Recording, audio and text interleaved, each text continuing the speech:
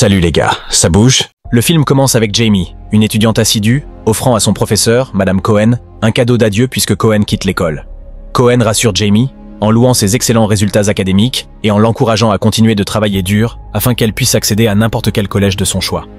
Jamie demande ensuite à Cohen des informations sur son remplaçant, Madame Matson, que Cohen décrit comme une enseignante talentueuse qu'elle pense que Jamie appréciera. Le lendemain, Madame Matson commence son cours et se présente immédiatement, assignant un test aux élèves, expliquant qu'elle suit le programme de Cohen.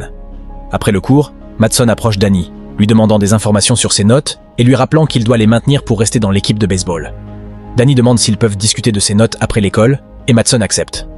Au cours de leur conversation, Matson demande s'il a une petite amie et Danny mentionne Jamie, qu'il admire.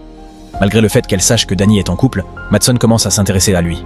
Elle lui propose une aide supplémentaire pour ses devoirs, suggérant qu'elle est disponible après l'école tous les jeudis. Danny décline, expliquant qu'il prévoit de passer le week-end de son anniversaire de couple avec Jamie. Matson lui demande ensuite son numéro de téléphone pour l'aider avec ses devoirs. Le jour suivant, Jamie est déçue de recevoir une note de C sur son devoir et approche Matson pour lui demander si elle peut améliorer sa note, car elle a besoin de bonnes notes pour obtenir une bourse d'études au collège. Matson lui assigne un travail supplémentaire à rendre le lendemain, rendant difficile pour Jamie de réviser son devoir. Jamie, inquiète, décide de prioriser ses objectifs universitaires par rapport à sa relation avec Danny. Lorsqu'elle annonce à Danny qu'elle ne peut pas passer de temps avec lui parce qu'elle est occupée avec son devoir, il devient frustré, argumentant que les notes ne sont pas tout. Jamie rétorque, expliquant les difficultés financières de sa famille et l'importance des bourses d'études pour elle. Contrairement à Danny, dont les parents ont payé ses études, Danny donne ensuite à Jamie un cadeau d'anniversaire de couple et part, se sentant blessé.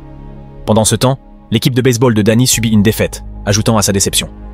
Incapable de profiter de son anniversaire de couple avec Jamie, il finit par aller dans un bar avec Madame Matson, qui l'encourage à boire une bière, en lui assurant qu'elle ne le dira à personne.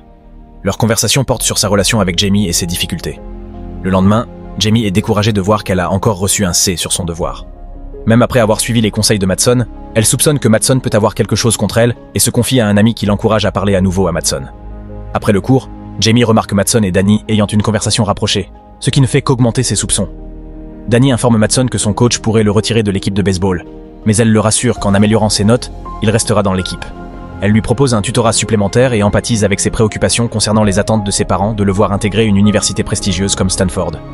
Danny s'ouvre à propos de sa famille, et Matson, à son tour, partage un peu de sa propre vie, mentionnant qu'elle n'a jamais connu ses parents biologiques et que sa mère adoptive est décédée d'une overdose d'insuline.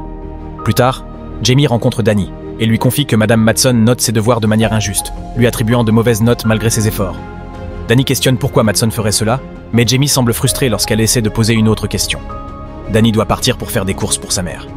Plus tard, Danny confronte Matson, lui demandant si elle attribue intentionnellement de mauvaises notes à Jamie. Matson lui demande ce que Jamie lui a dit, et Danny répond que ce n'était rien de précis.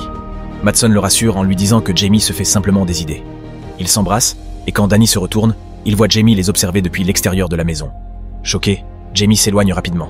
Danny se précipite pour la suivre, ignorant les tentatives de Matson de l'arrêter. Devant la maison de Matson, Danny rattrape Jamie, qui lutte pour retenir ses larmes, se sentant trahi par sa relation avec son professeur.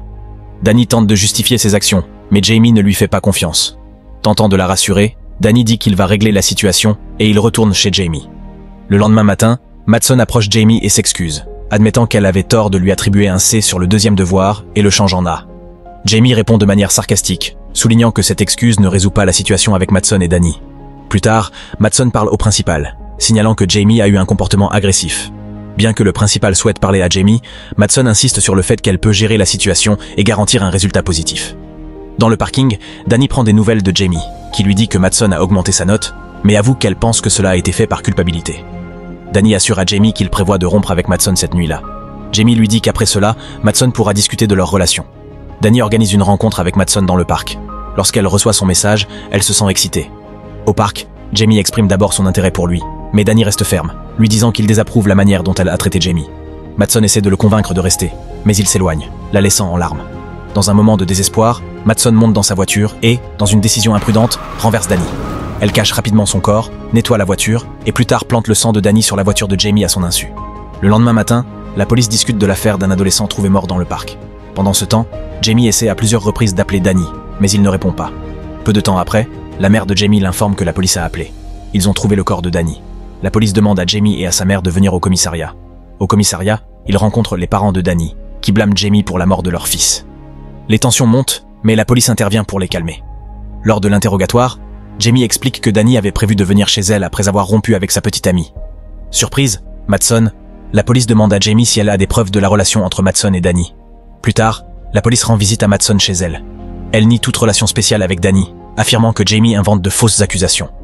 Madsen ajoute que le comportement de Jamie a changé au cours de la dernière semaine.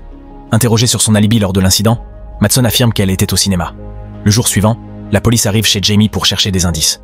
Ils trouvent du sang sur l'avant de la voiture de Jamie. Choquée et confuse, Jamie ne sait pas comment réagir, et la police l'arrête pour la mort de Danny. Les parents de Jamie la rassurent en disant qu'elle sera bientôt libérée. Pendant que Jamie est en prison, sa mère surveille étroitement Madsen, remarquant son comportement étrange. Dès que les espoirs des parents de Jamie se réalisent, elle est libérée. Convaincue que Madsen a tué Danny, Jamie élabore un plan pour la faire avouer. Cette nuit-là, Jamie se faufile jusqu'à la maison de Madsen. Alors que Jamie est proche de lui faire avouer le crime, Madsen réalise ses intentions et tente de faire du mal à Jamie. « Regarde qui est pathétique maintenant. Tu n'aimes pas ça, n'est-ce pas ?»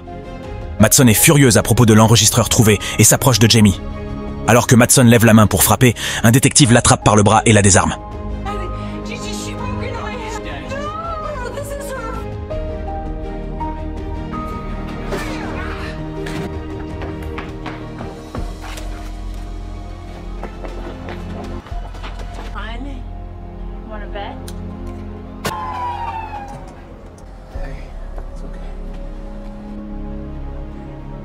Heureusement, la police arrive à temps et arrête Madsen. Plus tard, la police découvre que ce n'est pas le premier incident de Madsen avec un élève. Elle avait bien caché son passé pour pouvoir déménager à Los Angeles. Le lendemain matin, Jamie reçoit une lettre de Whitendale University, la félicitant pour son admission. N'oubliez pas d'aimer et de vous abonner à notre chaîne.